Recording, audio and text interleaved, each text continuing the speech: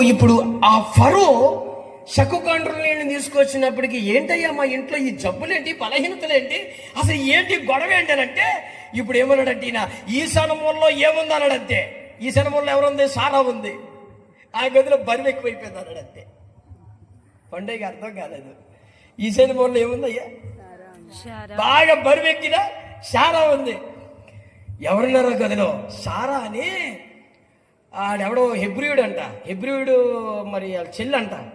తీసి పెట్టుకున్నాను ఒక సెకండ్ సెటప్ కింద మెయింటెనెన్స్ చేద్దామని తల దూకుంటున్నాడు. మరి బాబు నువ్వు అర్జెంటుగా ఆమెను కానీ బయటకు పంపించకపోతే నీ సినిమా శాట తిరిగిపోద్ది అన్నాడు అంతే. అయ్య బాబా ఏమైందనంటే ఆమె దేవుడు, ఆమె సేవిస్తున్న దేవుడు మీ ఇంటిలో ఉన్న వారందరికీ ఏం కలిగిస్తున్నాడు? రోగాలను, జబ్బులను, తెగుళ్ళు మీ మధ్యకి బయలు వచ్చి అర్జెంటుగా ఆమెను పంపించి బయటికి. వాస్తవానికి ఆమె ఆయనకు భార్య అవుతుంది తప్ప చెల్లి కాదన్నప్పటికీ ఈడు సకులు పడిపోయి జుట్టెత్తుకుని కూర్చున్నాడు. ఎవరు? ఫరో. అర్జెంటుగా ఆమెను తీసుకురా. అమ్మా తల్లి నీకు దండం దండం. ఎక్కడున్నాడు మీ ఆయన? గొర్రెలు తీసుకు అక్కడ గొర్రెలు కూడా ఏం చేసుకుంటాడు?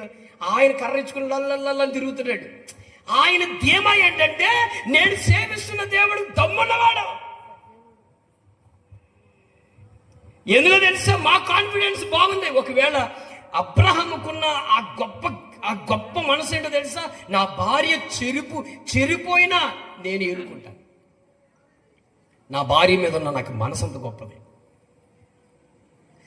99% పరాయి స్త్రీ రాజుల యొక్క ఇళ్లలోకి వెళ్ళింది అని అంటే ఖచ్చితంగా ఒక రాజు చేత బంధించబడాలా, ఆమె శయనించబడాలా. కానీ అబ్రహాముకున్న ఆలోచన, ఆ పరికిరి ఏంటో తెలుసా? నా భార్యను ఎవ్వడు ముట్టలేడు. ఒకటి. రెండోది, ఒకవేళ ముట్టినా నా భార్యే. ఎంత గొప్ప విషయం చూడండి, ఎంత అద్భుతం. వాళ్ళ మధ్యన ఉన్న ఆ బంధం ఎంత గొప్పదో చూడండి. నా ప్రియులరా, ఈరోజు ఒక్క ఊరెళ్ళిందో లేదు నీ భార్య, ఏదైనా పని మీద వెళ్ళింది, ఊరెళ్ళింది లేదు, రాత్రి అందరికి నిద్రపడదు. అలాంటి మగోళ్ళు ఎంతమందిని చూస్తున్నానో తెలియదు. వీడు చచ్చిపోతాడు. ఇంకా ఆమె శుభ్రంగా క్షేమంగానే ఎక్కడో ఉంటుందా, వీడు చచ్చిపోతాడు. రాత్రి అందరూ నిద్రగడు. ఏం జరిగిందో తెలియదు. కంటి మీద కురుకుండదు. అలాగే ఆ మగ మనిషి ఇంట్లో నుంచి బయటికి వెళ్ళాడో లేదో, కొంతమంది ఆడవాళ్ళకి మొద్దు దిగుద్దా దిగదు, యాట మాసం పెట్టినా దిగదు, బిర్యానీ పెట్టినా దిగదు. ఇక